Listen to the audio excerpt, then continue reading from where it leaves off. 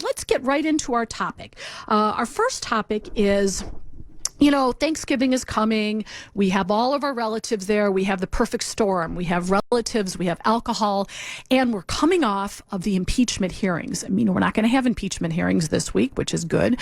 But I think people are so polarized. People are so politically polarized on these issues. And I fear, and I think a lot of family members fear, what happens when you sit down to Thanksgiving dinner and you start the argument? Or should you talk politics? Is it something that you should do? Is it something that you should just stay away from us? And joining us to talk about this topic is Lee Richardson, a licensed professional counselor and the owner of the Brain Performance Center. Hi, Lee. Welcome to the show. Oh, thank you so much for having me. This is a great topic. I saw, Lee, that this past Wednesday, at UC Berkeley, conservative political commentator was scheduled to talk, and she did, and there were hundreds of arrests, and people are screaming and yelling. She had been scheduled before, and it was canceled. Ann Coulter was the one I'm talking about. And it just seems to me that we are so on edge and that we are so much more personally ingrained in the political conversation. Is that true, or is that just our perception? No, I think it's very true, because our political awareness has been intensified in the last 4 years, where, Twitter's going wild and news is coming at us 24/7. And now we have fake news that we have to deal with. Is there, back, I think 30 years ago, we were always, there would be Democrats at the table, Republicans at the table. People would be very, maybe opinionated about things, but nothing like this. It seems like it crosses into the realm of personal, sort of like, if you don't like Trump, I don't like you, or vice versa. If you like Trump, I don't like you. Where does this come from? Can you give a little explanation? You make a really good point. It used to be it was very clear what our stance was. And when you look at the Generation Z, and that is the next generation that is reaching the voting age, and they're united on some of the topics that have always divided the United States, like climate change, legalizing marijuana, and social issues. But what's so interesting to me is I saw a survey in Business Insider, and that reports that the majority of them, they do not identify as either conservative or liberal. They're not saying I'm a Democrat or I'm a Republican. That complicates things. Let's go back to our topic with Lee Richardson. We're talking about politics at the dinner table. Lee, you mentioned that there was a poll, and the Gen Z people? Is that what you call them? Yes. These are the youngest, are saying that they don't identify with either party. So if that is the case, then why are we so polarized, and why are the college campuses so almost violent when it comes to people who have opinions that they don't agree with? Well, I think that there's all this neurodiversity, and that's a new term in my world. And we're all trying to form our own opinion. And I think it boils down to we have so much information coming at us 24/7.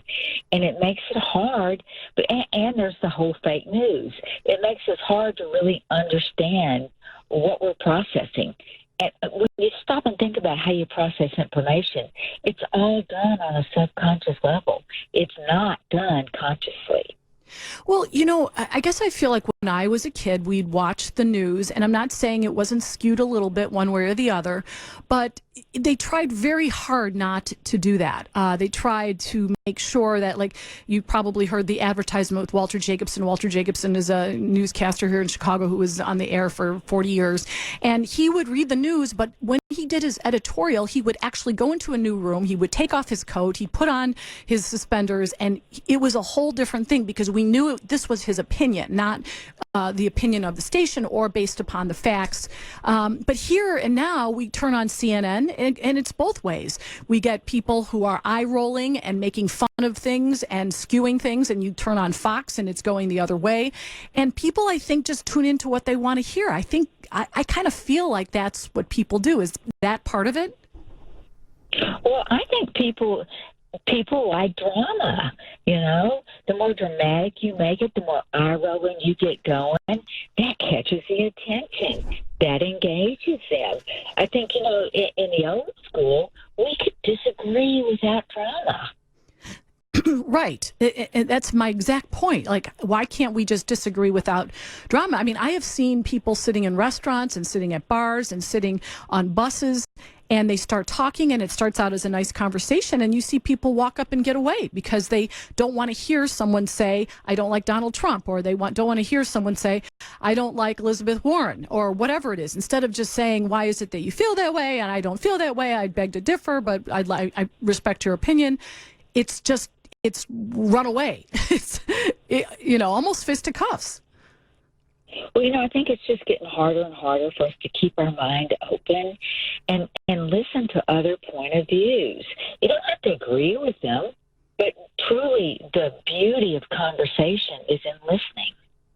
So if you want to be a better listener, and I thought, let's just say that I don't want to get angry with somebody whose opinion that I don't agree with, okay? Because I'm up there too. I'm doing the same thing. If I start hearing people talk about how horrible one person is and how this person committed murders and their wife was unfaithful, and yet my candidate is so perfect and he did everything right or she did everything wrong, what do I do? How do I program my brain to ignore the part of it that really angers me about that conversation?